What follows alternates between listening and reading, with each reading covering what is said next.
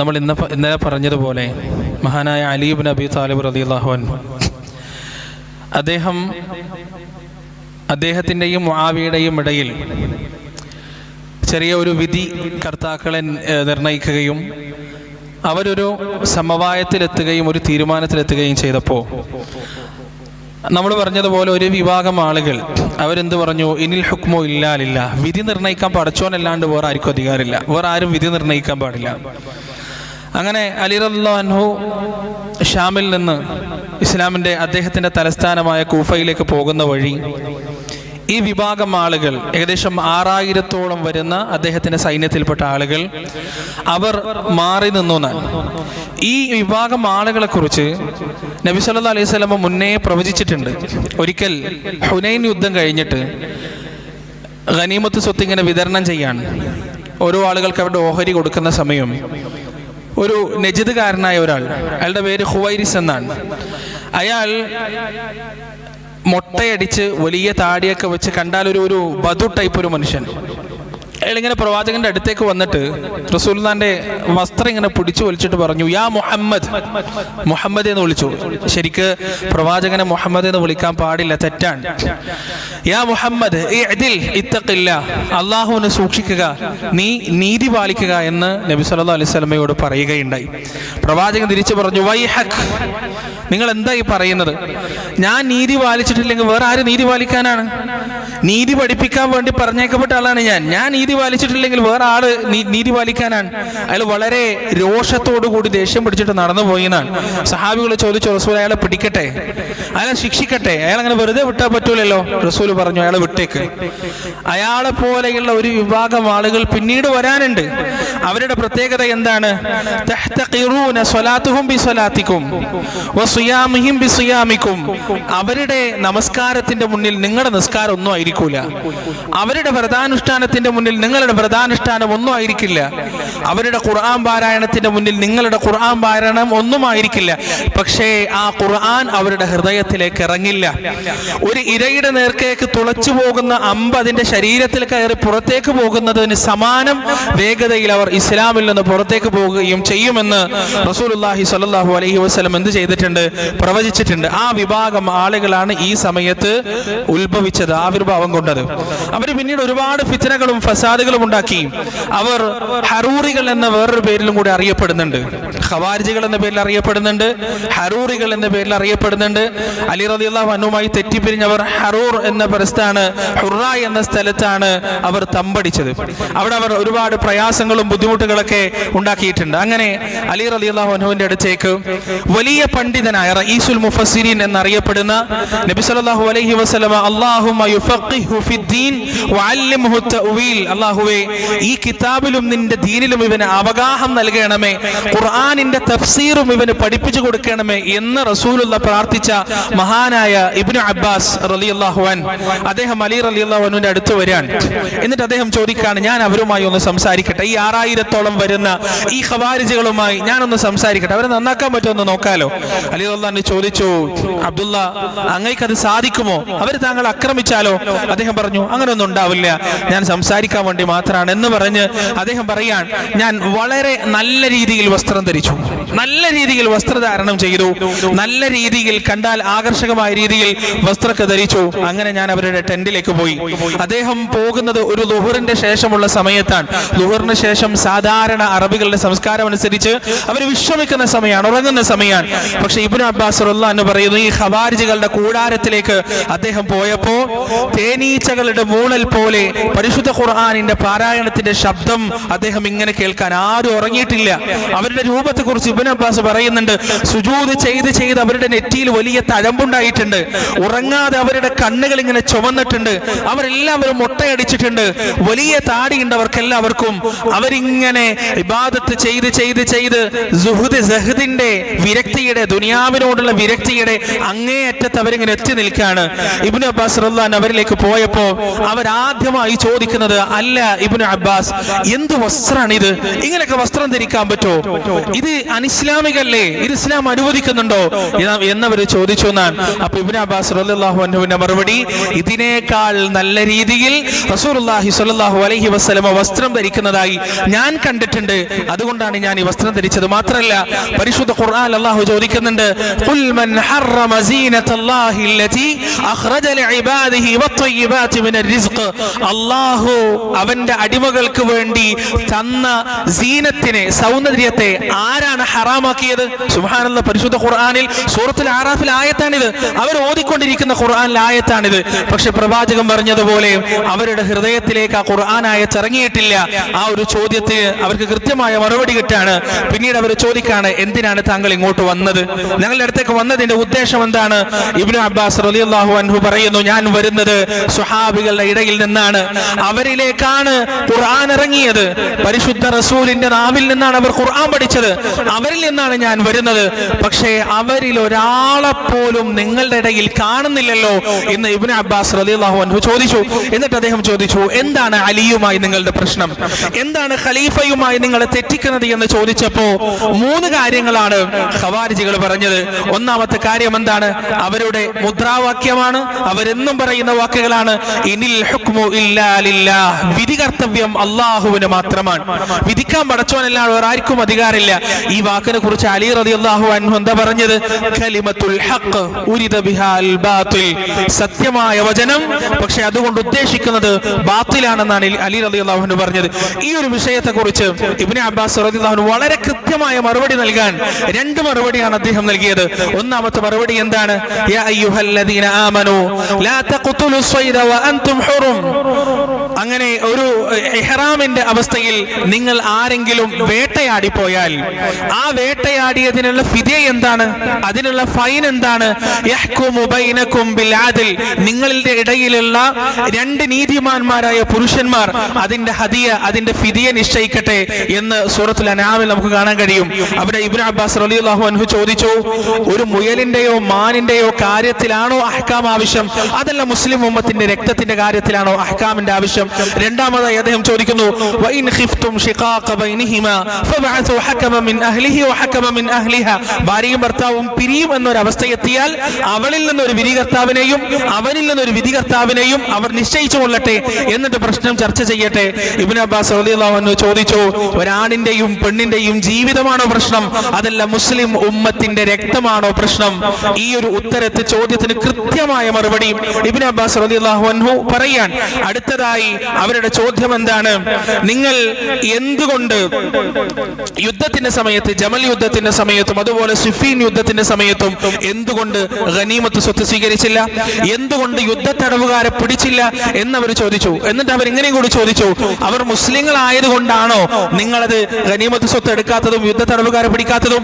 എങ്കിൽ നിങ്ങൾ മുസ്ലിങ്ങളുമായി യുദ്ധം ചെയ്തു, നിങ്ങൾ കാഫിറായിരിക്കുന്നു. അതല്ല, അവർ കാഫിരീങ്ങളായതുകൊണ്ടാണോ നിങ്ങൾ അവരോട് യുദ്ധം ചെയ്തത്? എങ്കിൽ നിങ്ങൾ അവരിൽ നിന്ന് ഗനീമത്ത് സ്വീകരിക്കണമായിരുന്നു. ആ സമയം ഇബ്നു അബ്ബാസ് റളിയല്ലാഹു അൻഹുവിന്റെ തിരിച്ചുള്ള ചോദ്യം, അദ്ദേഹം പറഞ്ഞു, മഹദി നമ്മുടെ പ്രിയപ്പെട്ട ഉമ്മ ആയിഷ റളിയല്ലാഹു അൻഹയെ യുദ്ധത്തടവുകാരിയായി പിടിക്കാനും അടിമയായി വെക്കാനും ഒരു അടിമയോട് ചെയ്യുന്നതെല്ലാം അവരോട് ചെയ്യാനും മാത്രം വിശ്വാസത്തിൽ പുഴുക്കുത്തേറ്റ ആരെങ്കിലും നിങ്ങളുടെ കൂടെയുണ്ടോ എന്ന് ഇബ്നു അബ്ബാസ് റളിയല്ലാഹു അൻഹു ചോദിച്ചു. കാരണം അലി റളിയല്ലാഹു അൻഹു യുദ്ധത്തടവുകാരെ പിടിച്ചിട്ടില്ല എന്നാണ് പരാതി പറയുന്നത്. ജമൽ യുദ്ധത്തിൽ ആരെയാണ് യുദ്ധത്തടവുകാരായി പിടിക്കേണ്ടത്? ആയിഷ റളിയല്ലാഹു അൻഹയെ. ഈ ഒരു ചോദ്യം ചോദിച്ചപ്പോ അവർ അക്ഷരാർത്ഥത്തിൽ ഉത്തരം മുട്ടിപ്പോയി എന്നാണ്. മൂന്നാമത്തെ അവരുടെ ചോദ്യം, നിങ്ങൾ ആ ഒരു വിധി കർത്തവ്യത്തിന് നിങ്ങൾ സമ്മതിച്ചപ്പോ നിങ്ങളുടെ പേരിൽ അമീറുൽ മുഅ്മിനീൻ എന്ന് എഴുതിയിട്ടില്ല. നിങ്ങൾ അമീറുൽ മുഅ്മിനീൻ അല്ലെങ്കിൽ നിങ്ങൾ അമീറുൽ കാഫിരീനാണ്. അങ്ങനെയാണ് ഈ ഖവാരിജികളുടെ ഏകാലത്തുമുള്ള തീവ്ര ഭീകര ചിന്തകളുള്ള ആളുകളുടെ ഒരു സ്വഭാവമാണ്. ഒന്നിക്കിൽ കാഫിർ അല്ലെങ്കിൽ മുസ്ലിം, 2 തീരുമാനം മാത്രമേ അവർക്ക് ഉണ്ടാവുള്ളൂ. അതിന്റെ ഇടയിലൊന്നും അവർക്ക് ഉണ്ടാവില്ല. അപ്പൊ അവർ പറഞ്ഞു, അലി റളിയല്ലാഹു അൻഹു അമീറുൽ മുഅ്മിനീൻ അല്ലെങ്കിൽ അമീറുൽ കാഫിരീനാണ്. ഇബ്നു അബ്ബാസ് റളിയല്ലാഹു അൻഹു പറഞ്ഞു, അങ്ങനെയല്ല. ഹുദൈബിയ സന്ധിയുടെ സമയത്ത് റസൂലുള്ളാഹി സ്വല്ലല്ലാഹു അലൈഹി വസല്ലമയുടെ പേരിന്റെ കൂടെ റസൂലുള്ളാഹ് എന്ന് എഴുതിയപ്പോ ഇതേ അംർ ഇബ്നുൽ ആസ് പറഞ്ഞിട്ടുണ്ട്, എന്ത്? ആ റസൂലുള്ളാഹ് തടയണം, മായ്ക്കണം. പ്രവാചകൻ അത് മായ്ച്ചു. എന്തുകൊണ്ടാണ്? പ്രവാചകൻ അല്ലാത്തത് കൊണ്ടാണോ? അല്ല, മറിച്ച് സുൽഹിന്റെ വേളയിൽ ചില സഹകരണങ്ങൾ ഉണ്ടാകേണ്ടി വരും എന്ന് ഇബ്നു അബ്ബാസ് റളിയല്ലാഹു അൻഹു. ഈ സംവാദത്തോടുകൂടി 2000 4000-ഓളം ആളുകൾ ഖവാരിജികളുടെ കൂടാരത്തിൽ നിന്ന് ഇറങ്ങി വന്നു. ബാക്കി 4000 വരുന്ന ആളുകൾ പറഞ്ഞ വർത്തമാനം എന്താണെന്നറിയോ? അലി ഇസ്ലാം സ്വീകരിക്കട്ടെ. സുബ്ഹാനല്ലാഹ്, അലി ഇസ്ലാം സ്വീകരിക്കട്ടെ, അദ്ദേഹം ഷഹാദത്ത് ചെല്ലട്ടെ, എന്നിട്ട് മുആവിയയുമായി വീണ്ടും യുദ്ധം ചെയ്യട്ടെ, എങ്കിൽ മാത്രമേ അദ്ദേഹത്തിന്റെ കൂടെ ഞങ്ങൾ ഇനി കൂടുകയുള്ളൂ എന്ന് അവർ പറയുകയും മാത്രമല്ല, അബ്ദുല്ലാഹ് ഇബ്നു വഹബ് റസാവി എന്ന ഒരാളെ അവരെന്ത് ചെയ്തു? റാസിബി എന്ന ഒരാളെ അയാൾ ഖലീഫയായി നിർണയിക്കുകയും അയാളെ അമീറുൽ മുഅ്മിനീൻ എന്ന് വിളിക്കുകയും ചെയ്തു. ഈ ഒരാൾ ഖലീഫയായി വന്നതോടുകൂടി അവർ നാട്ടിൽ അക്രമം അഴിച്ചുവിടാൻ തുടങ്ങി. മുസ്ലിംകളിൽപ്പെട്ട കച്ചവട സംഘങ്ങൾ മദീനയിൽ നിന്നും മക്കയിൽ നിന്നുമെല്ലാം പുറപ്പെട്ടു വരുമ്പോൾ അവരെ ആക്രമിക്കാനും കുഴപ്പമുണ്ടാക്കാനും തുടങ്ങി. അലി റളിയല്ലാഹു അൻഹു പലതവണ അവർക്ക് മുന്നറിയിപ്പ് നൽകി, വാണിംഗ് നൽകി. അവസാനം അവർ ഏറ്റവും വലിയൊരു കടും കൈ ചെയ്തു. എന്താണത്? മഹാനായ ഖബ്ബാബ് റളിയല്ലാഹു അൻഹുവിന്റെ മകൻ അബ്ദുല്ലാഹ് ഇബ്നു ഖബ്ബാബ് റളിയല്ലാഹു അൻഹു, അദ്ദേഹം സ്വഹാബിയാണ്. അദ്ദേഹവും അദ്ദേഹത്തിന്റെ ഗർഭിണിയായ ഭാര്യയും അദ്ദേഹത്തിന്റെ ഒരു ചെറിയ കുട്ടിയും അവർ ഈ യാത്രാ സംഘത്തിന്റെ കൂടെ, അദ്ദേഹത്തിന്റെ കച്ചവട സംഘമാണ്, അത് പോകുന്ന സമയം ഇവർ അബ്ദുല്ലാഹ് ഇബ്നു ഖബ്ബാബിനെ തടഞ്ഞു. എന്നിട്ട് ചോദിച്ചു, നീ ആരാണ്? അദ്ദേഹം പറഞ്ഞു, ഞാൻ അബ്ദുല്ലാഹ് ഇബ്നു ഖബ്ബാബാണ്. എല്ലാവർക്കും അറിയാം, എല്ലാ സ്വഹാബത്തിനും അറിയാം, ഞാൻ അബ്ദുല്ലാഹ് ഇബ്നു ഖബ്ബാബാണ്. അങ്ങനെ പറഞ്ഞപ്പോ ഈ ഖവാരിജികൾ ചോദിച്ചു, എങ്കിൽ റസൂൽ പറഞ്ഞ, നബി പറഞ്ഞ എന്തെങ്കിലും ഒരു ഉപദേശം നീ ഒന്ന് പറയും. അദ്ദേഹം പറഞ്ഞു കൊടുത്തു, ഫിത്നയുടെ ഒരു കാലഘട്ടം വരും. ആ കാലഘട്ടത്തിൽ നിൽക്കുന്നവനേക്കാൾ ഖൈറുള്ളവൻ ഇരിക്കുന്നവനായിരിക്കും, നടക്കുന്നവനേക്കാൾ ഖൈറുള്ളവൻ നിൽക്കുന്നവനായിരിക്കും, അന്ന് കൊല്ലുന്നവനേക്കാൾ ഖൈറുള്ളവൻ കൊല്ലപ്പെടുന്നവനായിരിക്കും എന്ന് അബ്ദുല്ലാഹ് ഇബ്നു ഖബ്ബാബ് റളിയല്ലാഹു അൻഹു പറഞ്ഞപ്പോ ഇവർ രോഷാകുലരായി. അദ്ദേഹത്തെ ബന്ദിയാക്കി, അദ്ദേഹത്തിന്റെ 2 കൈകളും ബന്ധിച്ചുകൊണ്ട് അദ്ദേഹത്തെ വലിച്ചിഴച്ച് കൊണ്ടുപോകാൻ തുടങ്ങി. കൊണ്ടുപോകുന്ന പോക്കിൽ ഈ ഒരു സംഭവം ഖവാരിജികളുടെ സ്വഭാവത്തെ യഥാർത്ഥത്തിൽ വിളിച്ചറിയിക്കുന്നതാണ്. ഈ ഒരു സംഭവത്തിൽ ഇവരിങ്ങനെ പോകുന്ന സമയത്ത് ഒരു ക്രിസ്ത്യാനിയുടെ തോട്ടത്തിലൂടെയാണ് പോകുന്നത്. ആ തോട്ടത്തിൽ ഒരു ഈത്തപ്പഴം വീണ് കിടക്കുന്നുണ്ടായിരുന്നു. ഈ ഖവാരിജികളുടെ കൂട്ടത്തിൽപ്പെട്ട ഒരാൾ ആ ഈത്തപ്പഴം എടുത്ത് തിന്നാൻ തുടങ്ങി. ആ സമയം വേറൊരു ഖവാരിജ് അയാളുടെ കൈ തട്ടിക്കൊണ്ട് പറഞ്ഞു, ഇത്തഖില്ല, അള്ളാഹുവിനെ സൂക്ഷിക്കുക, നീ ഇവന്റെ അനുമതിയില്ലാതെ നീ ഈത്തപ്പഴം തിന്നേ, ഹറാമാണ് എന്ന് ഈ തിന്നുന്ന ആൾക്ക് പറഞ്ഞു കൊടുക്കാൻ. എന്നിട്ട് കുറച്ചുകൂടി മുന്നോട്ട് പോകുമ്പോൾ ആ തോട്ടത്തിൽ ഒരു പന്നിയെ കാണാൻ ഇവരുടെ കൂട്ടത്തിൽ ഒരാൾ ആ പന്നിയെ കൊന്നുകളഞ്ഞപ്പോ ബാക്കിയുള്ള ഖവാരിജികൾ ചോദിക്കാണ്, അയാൾക്ക് അനുവദിക്കപ്പെട്ട പന്നിയെ നീ എങ്ങനെ കൊന്നുകളയ? നീ അതിന്റെ വില അയാൾക്ക് കൊടുക്കേണ്ടി വരും. ആ സമയം മഹാനായ അബ്ദുല്ലാഹ് ഇബ്നു ഖബ്ബാബ് റളിയല്ലാഹു അൻഹു അവരോട് ചോദിച്ചു, ഒരു മുസ്ലിമിന്റെ ജീവന് നിങ്ങളുടെ പക്കൽ പന്നിയുടെ വില പോലുമില്ലേ? ഒരു മുസ്ലിമിന്റെ ജീവന് നിങ്ങളുടെ പക്കൽ ഈത്തപ്പഴത്തിന്റെ വില പോലുമില്ലേ എന്ന് അബ്ദുല്ലാഹ് റളിയല്ലാഹു അൻഹു ചോദിക്കാൻ രോഷാകുലരായ ഈ ഖവാരിജികൾ ചെമ്മരിയാടിനെ അറുക്കുന്നത് പോലെ ആ മഹാനായ സ്വഹാബിയുടെ കഴുത്ത് അറുത്തു എന്നാണ് ചരിത്രം പറയുന്നത്. മാത്രമല്ല, ഗർഭിണിയായ അദ്ദേഹത്തിന്റെ ഭാര്യയുടെ വയറ് പിളർക്കുകയും ഭ്രൂണം പുറത്തേക്ക് എടുക്കുകയും ചെയ്തു. അതിക്രൂരമായ കിരാതമായ ഈ സംഭവവുമായി ബന്ധപ്പെട്ട് അലി റളിയല്ലാഹു അൻഹുവിന്റെ സൈന്യനായകൻ ഇവരുടെ കൂടാരത്തിലേക്ക് ചെന്നു. എന്നിട്ട് പറഞ്ഞു, ആരാണ് ഈ ക്രൂരത ചെയ്തത്? അവരെ ഖലീഫക്ക് വിട്ടുകൊടുക്കുക, അവരെ ശിക്ഷിക്കേണ്ടതുണ്ട്. ആ സമയം ആ പാളയത്തിലുള്ള 4000-ഓളം വരുന്ന ആളുകൾ പറഞ്ഞു, ഞങ്ങളെല്ലാവരുമാണ് അത് ചെയ്തത്, ഞങ്ങളെല്ലാവരും കൂടിയാണ് അത് ചെയ്തത് എന്ന് അവരെല്ലാവരും പറഞ്ഞു. ഇങ്ങനെയാണ് പ്രസിദ്ധമായ നെഹർവാൻ യുദ്ധമുണ്ടാകുന്നത്. ആ ഹറൂർ എന്ന പ്രദേശത്ത് നെഹർവാനിലേക്ക് അവർ മാറുകയും അലി റളിയല്ലാഹു അൻഹു അവരെ തുരത്തുന്നതിന് വേണ്ടി ഒരു സൈന്യമായി പോവുകയും ചെയ്തു. പക്ഷേ യഥാർത്ഥത്തിൽ അവർ മുസ്ലിങ്ങളാണ്, ഷഹാദത്തിൽ നിന്ന് തെറ്റിയിട്ടില്ല. അതുകൊണ്ട് തന്നെ അലി ഇബ്നു അബീ താലിബ് റളിയല്ലാഹു അൻഹു ഒരു ബാനർ ഉണ്ടാക്കി. എന്നിട്ട് പറഞ്ഞു, ഇതിന്റെ കീഴിൽ വരുന്ന ആളുകൾ സുരക്ഷിതരാണ്, പിന്തിരിഞ്ഞു പോകുന്നവർ സുരക്ഷിതരാണ്, യുദ്ധത്തിൽ നിന്ന് മാറിപ്പോകുന്നവർ സുരക്ഷിതരെന്ന് പറഞ്ഞ് പോകാനുള്ള എല്ലാ അവസരങ്ങളും അവർക്ക് ഉണ്ടാക്കി കൊടുത്തു. ഒരുവിധം ആളുകളെല്ലാം ഈ റാസിബിയുടെ കീഴിൽ നിന്ന് പോയി, കുറച്ചാളുകൾ മാത്രം ബാക്കിയായി. അവരുമായി യുദ്ധം ചെയ്തു.